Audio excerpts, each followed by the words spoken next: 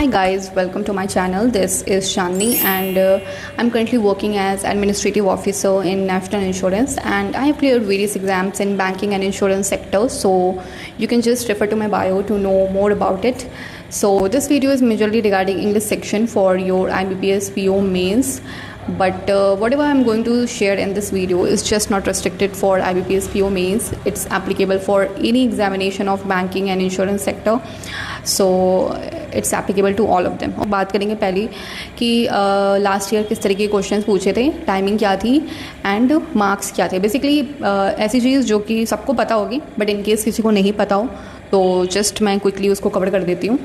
तो देखो last year जो बेसिकली हमारा इंग्लिश सेक्शन जो मेंस में पूछते हैं 35 क्वेश्चंस होते हैं, 40 मार्क्स का क्वेश्चन होता है एंड आपको 40 मिनट्स टाइमिंग होती है। ठीक है, टाइमिंग, क्वेश्चंस और मार्क्स की बात तो ये हो गई। अब हम लोग बात करेंगे टाइप ऑफ क्वेश्चन क्या पूछा था हमें लास्ट ईयर की इंग्लिश सेक्शन में मेंस में, IBPS PO मेंस। तो यहाँ मैं देख पा रही हूँ कि उन्होंने 2 सेक्शन में डिवाइड करा था, section A and section B. इसमें उन्होंने डिवाइड करके क्वेश्चन पूछे थे। तो मैं बात करूँ तो जब मैंने 2021 में 2020 की IBPS PO क्वालिफाई करी थी एंड मैंने 21 में ज्वाइन किया था, उसकी ज्वाइनिंग थी, तो उस समय ऐसा नहीं था ये सेक्शन वाइज वाली चीज़, बट ये 2025 में लास्ट ईयर के एग्ज़ाम में मुझे देखने को मिला था। तो शायद उन्होंने लास्ट ईयर से ही ये करा है, if I am not wrong. तो अगर कुछ गलत हो तो बता देना कमेंट सेक्शन में। तो ये था पैटर्न, ठीक है। 2 सेक्शंस में डिवाइडेड थी एंड उसमें उन्होंने क्वेश्चंस पूछे थे। टाइमिंग आपकी वही क्यूमुलेटिव जो मैंने बताया 40 मिनट्स की टाइमिंग थी, ठीक है। तो फर्स्ट सेक्शन में सेक्शन ए में उन्होंने समरी बेस्ड क्वेश्चन कोई पूछा था, ऑड वन आउट क्वेश्चन है, सेंटेंस रीअरेंजमेंट है। सेक्शन बी में उन्होंने पूछा था फिलर के क्वेश्चंस पूछे थे, सिंगल वर्ड वाले फिलर्स जो होते हैं। 2 RC थी, एक वीडियो गेम्स पे है और एक ट्रैवल बेस्ड RC है, ठीक है। और मैच द कॉलम पूछा था, स्पॉटिंग एरर्स वाले क्वेश्चन पूछे थे, 5 सेंटेंस बेसिकली और मल्टीपल इनकरेक्ट वाले, इस तरीके के क्वेश्चंस थे। मैच द कॉलम पूछा था, फ्रेज रिप्लेसमेंट वाली जो होती है वो क्वेश्चन, वर्ड रिप्लेसमेंट वाली क्वेश्चन भी थी एंड क्लोज टेस्ट। तो बेसिकली मिला जुला कि ये सारा था आपका जो क्वेश्चन हमारे पूछे थे, ठीक है। अब हम लोग बात करेंगे कि हमें कैसे अटेम्प्ट करना है, ठीक है। तो 2 सेक्शन तो देखो हमारे हो गए। तो अटेम्प्टिंग स्ट्रैटेजी वही होगी कि आपको जो स्टैंड अलोन क्वेश्चंस मिल रहे हैं, जो आपको लग रहा है कि जल्दी बन जाएंगे, आपको वैसे क्वेश्चंस को पहले करना है। क्वेश्चन को फर्स्ट क्वेश्चन पेपर को फर्स्ट 1-2 मिनट में आप स्कैन करो, ठीक है। देखो कि कहाँ कहाँ पे क्वेश्चंस जो हैं जैसे हैं लाइन से आप देखते चलो कि जो क्वेश्चंस आपको दिख रहे हैं, जो बनाने वाले क्वेश्चंस हैं वो साथ के साथ बनाते हुए चलो। मैं ऐसे ही करती थी। कुछ लोग होते हैं क्वेश्चन नोट डाउन करते हैं कि पर्टिकुलर क्वेश्चन से लेकर पर्टिकुलर क्वेश्चन तक ये वाला है, फिर इतने से ये वाला है, तो आप ऐसे भी कर सकते हो, बट मैं लाइन से बनाते जाती थी जो क्वेश्चंस मुझे दिखते जाते थे, ठीक है। ये कर लो। तो दोनों सेक्शन में आपको ऐसे लाइन से जाना है। तो ये मत करो कि सेक्शन ए और सेक्शन बी को बार बार स्विच कर रहे हैं। Just start with 1 section. आप सारे क्वेश्चंस को लाइन से देखो, जो बनाने वाले क्वेश्चंस मिल रहे हैं उनको बनाते हुए चलो। फिर सेक्शन बी में जाओ, जो सेम चीज़, जो बनाने वाले क्वेश्चंस आपको दिख रहे हैं ईजी एज इन कम टाइम में जो आपको बना सकते हो वो क्वेश्चंस को बनाओ। तो ऐसे आप अपने इन सारे क्वेश्चंस को कवर कर लोगे, ठीक है। फिर उसके बाद आप टाइम दो अपने बड़े क्वेश्चंस को, जैसे कि RC हो गई, क्लोज टेस्ट हो गई, इस तरीके के क्वेश्चंस आपको उनको टाइम दो, देन वो वाले क्वेश्चंस अटेम्प्ट करो। अटेम्प्टिंग पैटर्न तो ये हो गया आपका, ठीक है। इट टोटली डिपेंड्स कि आप किस तरीके से करते हो, मतलब नोट डाउन करके करते हो या फिर साथ के साथ करते हो। You are totally free to do according to your preference. मैं जो करती थी मैंने आपको बता दिया, ठीक है। तो देखो क्वेश्चंस तो हमारे ये हो गए, ठीक है। एरर्स के क्वेश्चन और ये सारी चीज़ें बेसिकली बता दिया मैंने, ये सारी चीज़ें। तो अब क्वेश्चन जैसे अटेम्प्ट करना है वो भी मैंने बता दिया। तो देखो अब लोग पूछेंगे कि हमें किस सेक्शन पे ज़्यादा ध्यान देना है या क्या कैसे, मतलब ये सारी चीज़ें। तो देखो इंग्लिश, आप बैंकिंग की इंग्लिश की बात करो तो बैंकिंग की English is more incline towards reading.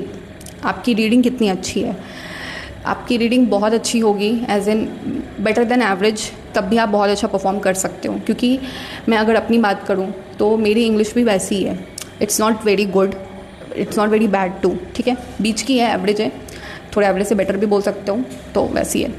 तो बहुत लोगों की क्वेरी होगी कि ग्रामर सेक्शन के बारे में, ठीक है, कि ग्रामर पे हमें कितना ध्यान देना है, as in how much it is important the grammar section for our banking examination.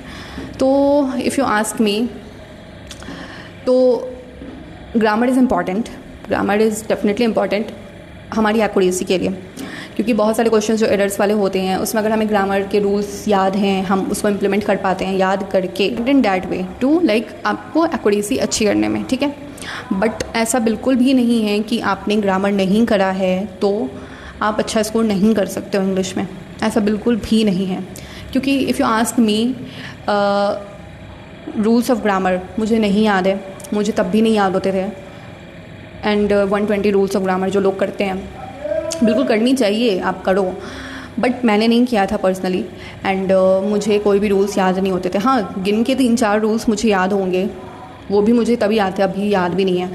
तो जैसे कि इधर और में क्या लगता है, तो इस तरीके का बेसिकली यू नो, तो ये थोड़ी बहुत चीज़ें मुझे याद थी, उससे ज़्यादा मुझे कुछ नहीं याद होता था, मैंने पढ़ा भी नहीं है पर्सनली। तो ग्रामर के बिना भी आप अच्छा स्कोर कर सकते हो, बट आपकी रीडिंग अच्छी होनी चाहिए। क्योंकि कई बार होता क्या है ना कि आप रीडिंग करके ही आपको ग्रामर के लाइक सेंटेंस आप पढ़ोगे, आपको समझ में आ जाएगा कि यहाँ पे कुछ तो गड़बड़ है। तो इट हैपन्स, और ये होता है, बहुत सारे टाइम आपका सही नहीं होगा, it won't be 100% accurate all the time, but major time आप सही कर पाओगे। तो बिल्कुल बिना ग्रामर किए भी आप अच्छा स्कोर कर सकते हो। एंड मैंने बिना ग्रामर किए ही अच्छा स्कोर करा है एंड सारे एग्ज़ाम्स निकाले हैं, if you see my record.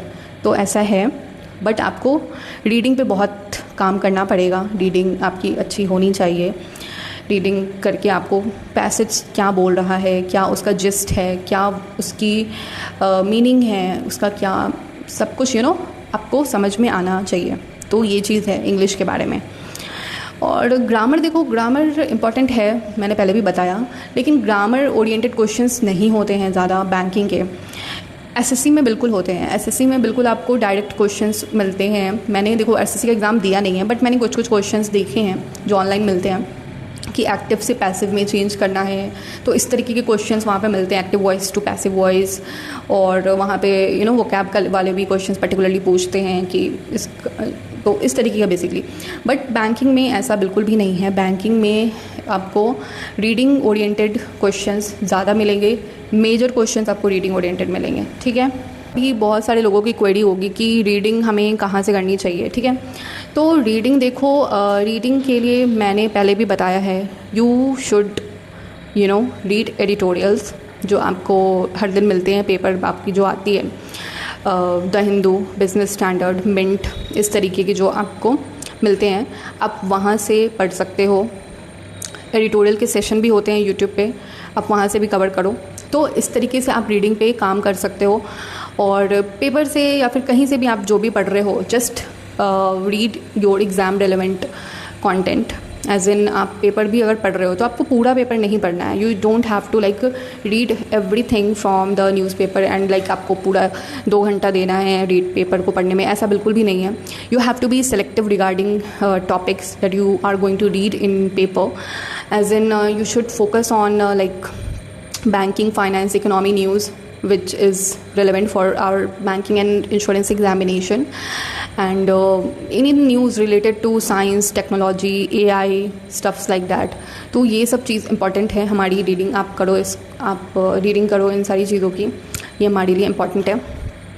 Political news को मत पढ़ना, it is not relevant for हमारी banking examination and insurance examination. तो वो सब हमारे एग्ज़ाम के लिए इम्पॉर्टेंट बिल्कुल नहीं है, political news and all. But बाकी चीज़ें आप पढ़ो, ये सब इम्पॉर्टेंट है। कुछ तो स्कीम्स वगैरह भी आते हैं तो वो भी आप पढ़ सकते हो, बट हर दिन नहीं पढ़ना है उसको, एक बार पढ़ लो, आपको पता चल गया कि क्या है स्कीम में। तो इस तरीके से एडिटोरियल में भी आपको कभी पॉलिटिकल एडिटोरियल्स मिलते हैं, तो वो सब मत पढ़ो। जो इम्पॉर्टेंट है, जैसे मैंने बताया, एग्ज़ाम रेलेवेंट ही एडिटोरियल्स को पढ़ो, वैसे कॉलम्स को ही कवर करो। तो इस तरीके से आप कवर करके चलो, ठीक है। बाकी आप यूट्यूब से भी एडिटोरियल कर सकते हो, यूट्यूब पे भी क्लासेस होती हैं, मैं बताऊंगी सोर्सेज मेरे क्या थे। तो रीडिंग का ये है। कुछ लोगों की देखो रीडिंग के रिगार्डिंग एक अलग ये भी होती है कि आप लाइक स्टोरी से पढ़ो, स्टोरी बुक, नॉवेल्स, इन सब चीज़ों से आप रीडिंग करो। मेरा यहाँ पे ओपिनियन थोड़ा सा डिफरेंट है, like it's my personal opinion, okay. Many people won't agree with it, it's totally fine, but मुझे ऐसा लगता है कि वो ज़्यादा बेनिफिशियल नहीं होता है हमारी एग्जामिनेशन के लिए।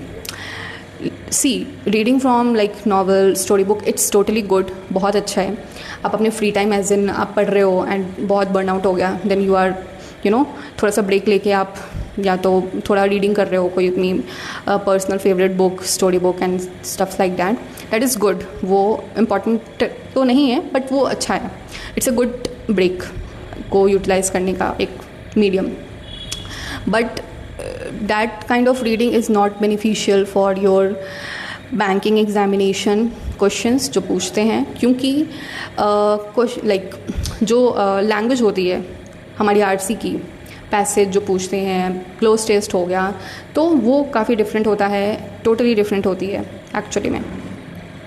तो ऐसा है, तो आप अपने फ्री टाइम में, अपने ब्रेक में अपनी स्टोरी बुक्स, नॉवेल्स ये सब पढ़ सकते हो, बट वो आपके एग्ज़ाम के लिए ज़्यादा हेल्पफुल नहीं होगा। मैं क्लियरली बता रही हूँ ये चीज़। बहुत लोग डिनाई कर सकते हैं, इट्स टोटली फाइन, बट मुझे ऐसा लगता है कि जो आप एग्ज़ाम में फेस करने वाले हो, the types of question, the type of language that you are going to face in your examination, you should be habituated with that kind of pattern only. Like you should start reading more exam relevant content, क्योंकि आप उससे भागोगे तो कोई फ़ायदा नहीं है, आपको eventually बनाना वैसे ही क्वेश्चन है वहाँ पे। तो बेटर है कि आप उसकी आदत डालो, बी हैबिचुएटेड। तो रीडिंग वैसे आप करो, स्टोरी बुक से भी कर सकते हो जैसा मैंने बताया, but it is for interest only. But if you ask about the examination related reading, तो जैसा मैंने बताया वैसे आप रीडिंग करोगे तो वो आपके लिए ज़्यादा बेनिफिशियल होगा, ठीक है। अब मैं बात करूँगी सोर्सेज़ की, मेरी क्या सोर्सेज़ थी। देखो, मैं वरुण सर से भी क्लासेस करती थी, निमिषा मैम की भी क्लासेस करती थी। उनकी परफेक्शन होती है, उनकी भी एडिटोरियल आती है, वरुण सर की भी एडिटोरियल आती है, तो दोनों की एडिटोरियल्स आते हैं। तो आप किसी से भी कर सकते हो, आप दोनों से भी कर सकते हो इफ़ टाइम अलाउज़। मतलब ऐसा नहीं कि दोनों की क्लासेस हर दिन ही करनी है, मैं स्विच कर करके करती थी, ठीक है। जैसे कि कभी किसी क्लास नहीं हुई तो कर लिया, या निमिषा मैम की मान लो ग्रामर की क्लास चल रही है आज, तो मैं ग्रामर की क्लास कभी नहीं करती थी, तो मैं कुछ प्रैक्टिस सेशन लगा लिया निमिषा मैम की क्लासेस का ही रिकॉर्डेड पुराना, या वरुण सर की क्लास कर ली। तो इस तरीके से मैं स्विच कर करके करती थी। एडिटोरियल मैंने पहले भी बताया, मैं कोई भी सेशन लाइव नहीं करती थी, बी इट परफेक्शन वाली क्लास, बी इट एडिटोरियल की class. I always used to watch the recorded session, that too on high speed करके, लाइक स्पीड ज़्यादा करके मैं देखती थी, लाइक 1.5x 1.75x इस तरीके से। तो इससे होता क्या कि था कि लाइक कम टाइम में मैं ज़्यादा चीज़ें कवर कर पाती थी, मेरी अपनी स्पीड, तो मुझे वो जमता था, तो मैं वैसे कवर करती थी। तो एडिटोरियल भी देखो आप करते हो ना, जैसे कि आप यूट्यूब से कर रहे हो, ठीक है। तो बहुत सारे स्टूडेंट्स ऐसा होते हैं कि like they totally like rely on teachers, कि वो तो बस बैठे हैं अपना एंड दे विल वेट कि टीचर आपको एक्सप्लेन करेंगे कि क्या है एडिटोरियल में, क्या उसका मीनिंग था, क्या जिस्ट था, क्या क्या हमें ध्यान देना था। But no, that's a wrong वे।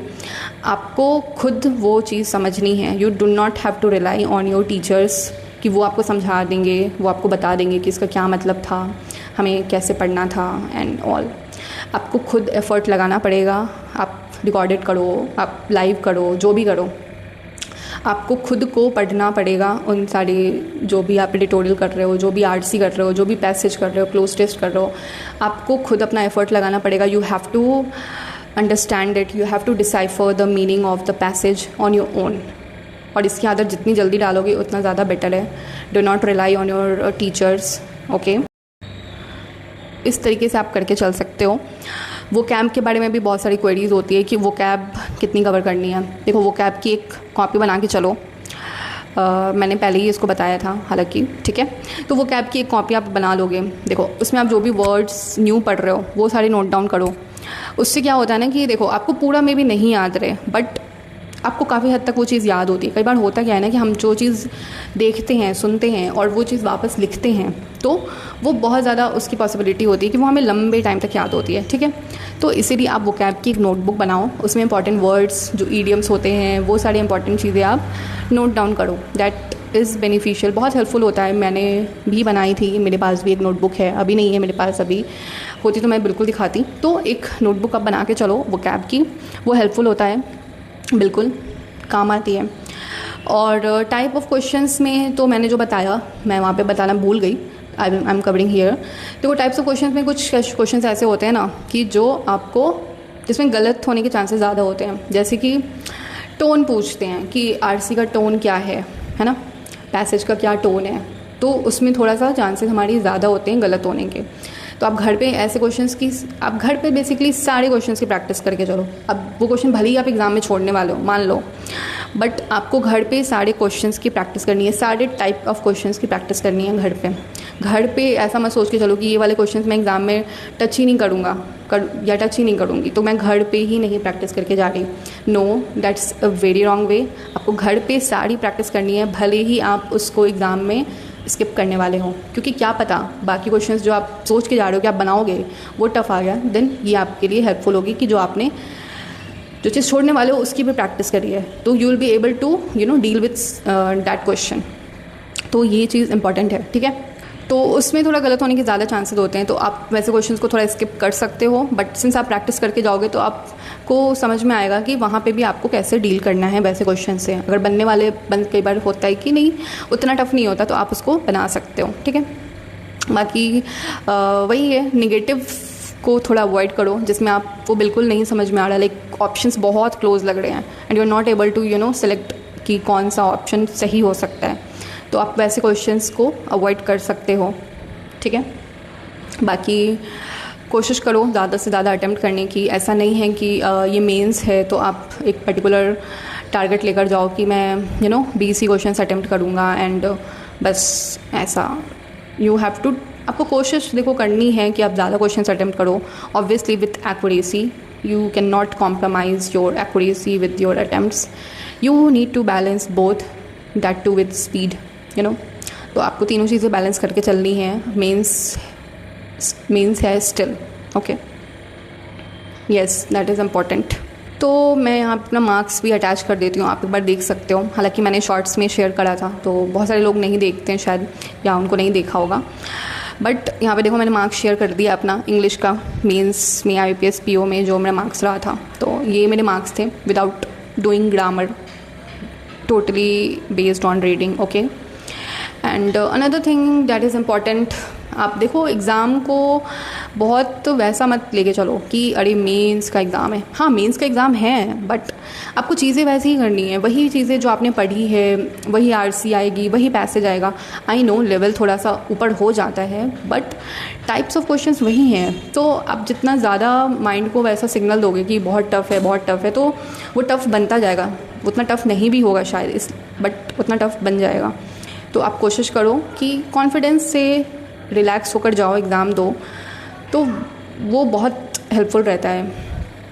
खुद की प्रिपरेशन पे भरोसा रखो कि आपने इतनी मेहनत करी है, इतनी प्रैक्टिस करी है, तो वो वेस्ट नहीं होगी।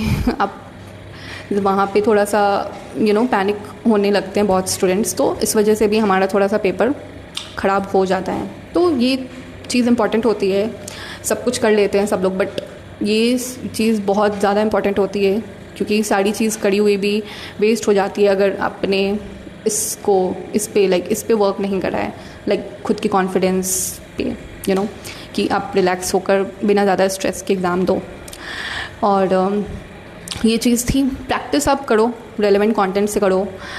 सोर्सेज तो मैंने बता दिए, वहीं से करो। PDF से करते हो तो वहाँ से भी कर सकते हो। मैं PDF से नहीं करती थी, मेरी सारी प्रैक्टिस यूट्यूब से ही होती थी, और सारी वहाँ पे जो भी क्लासेस होती थी मैं वहीं से प्रैक्टिस करती थी। निमिषा मैम का मैंने पेड कोर्स भी ले रखा था, तो मैं वहाँ से भी प्रैक्टिस करती थी। कभी कभार कर लेती थी प्रैक्टिस वहाँ से भी, मोस्टली मैं यूट्यूब से ही करती थी। तो इस तरीके से कर सकते हो। और सेक्शनल मार्क्स लगाओ इंग्लिश के। सेक्शनल मार्क्स दोगे तो आपको आइडिया लगेगा कि आप कितना गलत कर रहे हो, आपको कितना ज़्यादा काम करने की ज़रूरत है, कौन सा सेक्शन आपका वीक पड़ रहा है, कहाँ पे आप लैक कर रहे हो। तो that is important. Sectional marks आप दे सकते हो। मैं नहीं देती थी सेक्शनल मार्क्स, मैं जो क्लासेस होती थी मेरे लिए वो इनफ होता था। तो बट आप सेक्शनल मार्क्स दो, it will be helpful. And sectional marks के लिए आप ऑलिव बोर्ड यूज़ कर सकते हो। मैं मोस्टली ऑलिव बोर्ड के ही टेस्ट सीरीज़ को यूज़ करती थी, बेसिकली उसका ही प्लेटफॉर्म यूज़ करती थी। तो वो एग्ज़ाम रेलेवेंट बहुत होता है, तो आप वो कर सकते हो। बाकी यही सब था बताना मुझे इंग्लिश के बारे में। जो भी क्वेरी होगी आपकी, just drop your queries in comment section. I will try to reply there. And if you found this video helpful, consider to like, share and subscribe. And one more thing, people are asking me to make a video regarding descriptive. I will make a dedicated video soon, so stay tuned for that. And do like, share and subscribe. And thank you for watching. All the very best, all of you.